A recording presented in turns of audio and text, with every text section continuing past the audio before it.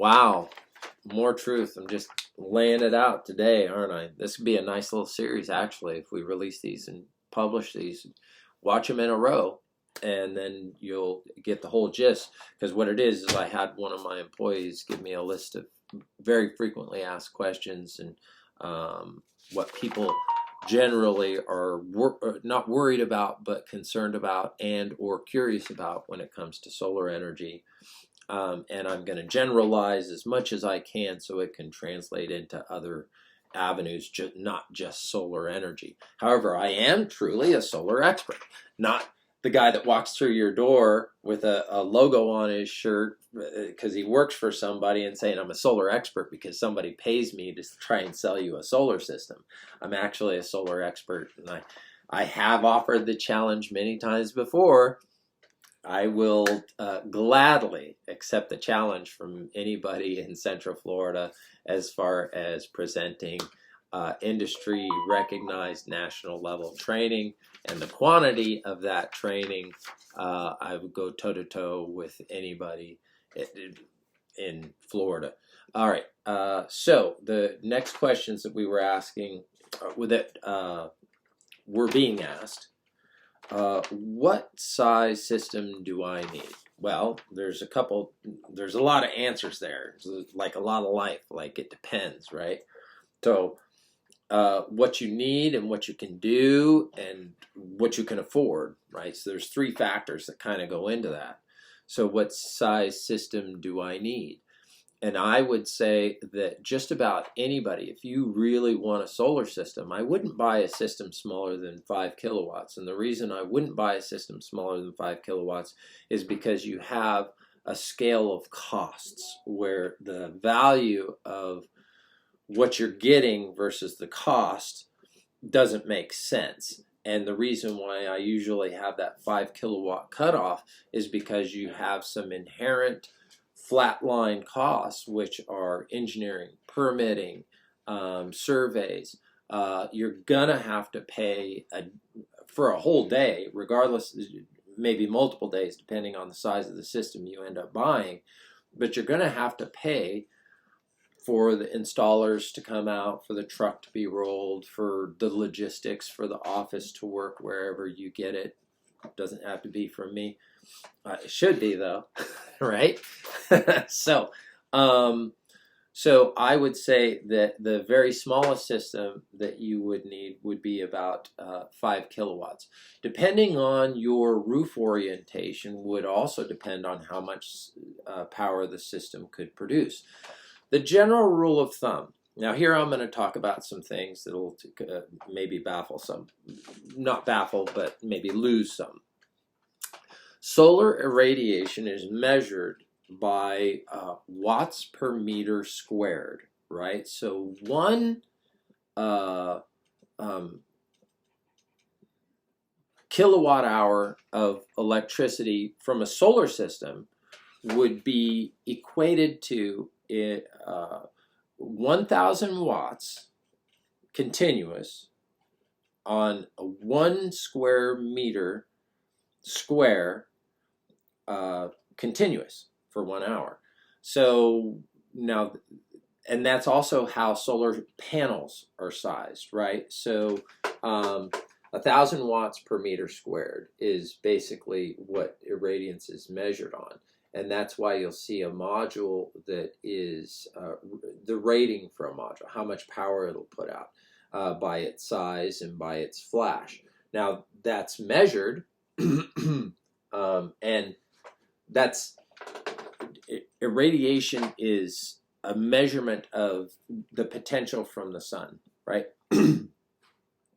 So what the potential from the sun is that, and you can look on different charts. It's hard to explain.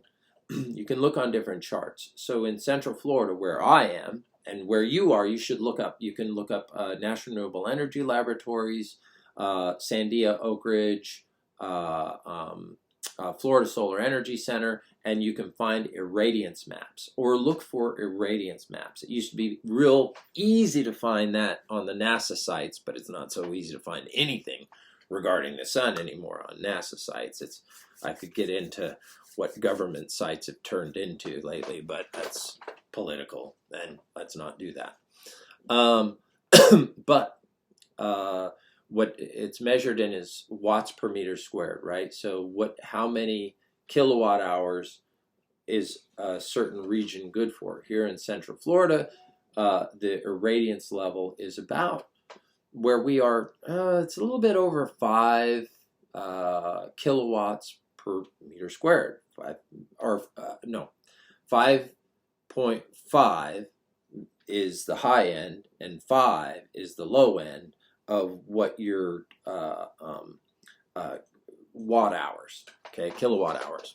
Okay, that's what you could expect from a system as far as its rating, right? So if you have, to make it simple, if you had a 1 kilowatt system, you could get 5 kilowatt hours out of it if it was 100% efficient. But they're not 100% efficient, and the roofs aren't usually the way they should be. So what you have is derating after that. So derating can be the rating of your inverters, right? So you look at your inverters. If you look at the cut sheets on there, you'll see that there's a derate on your inverters. They don't call it a derate. They say we're 97% efficient, or we're 96% efficient. So what you're doing is you're taking that 2 to 3 to 4% off of that 5, right? That 5 kilowatt hours, right? So you're taking that 5. It's just a multiplier, right? So now you're down to whatever that is, taking that 3% off. And then you have wiring, which has some derating. And also, if you look at your solar module cut sheet, they have heat derates, right? And what they call temperature coefficients.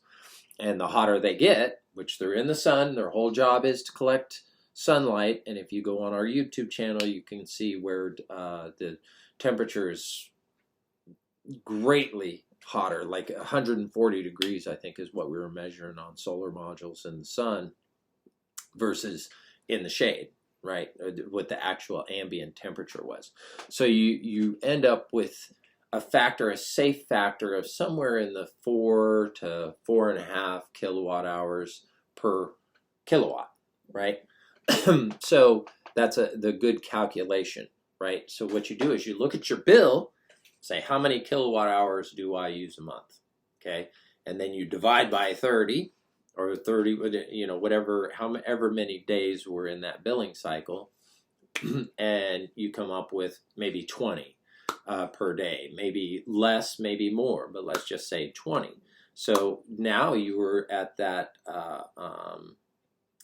4 to 5.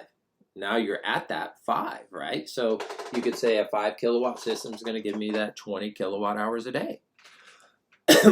That's basically how it works. Now there's more derating if it's not south at the right tilt, and the right tilt is latitude all the way down to, you don't want it flat because then you're going to get too much debris building up on it, but at least at sea level. Okay, so if you're not at sea level, the tilt matters also. But if you're at sea level, and we get into all that, and in a humid environment, because light bends.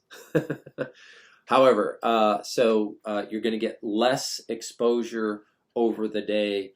Let's say if you were true east or north, you know, you're going to get probably half, and you know, so forth, and west. And it also depends on weather patterns historically. You know, are they in the morning or the evening? Is east better than west? And where we are right here, east is better than west, even though they have the same amount of time in the day, but we get cloudy in the afternoon. So that's that. So you could save everything in your bill, or you could save a portion, but you can save money. That's 1 point, 10 minutes. Okay, let's do another one. All right, Michael Brown, stay tuned.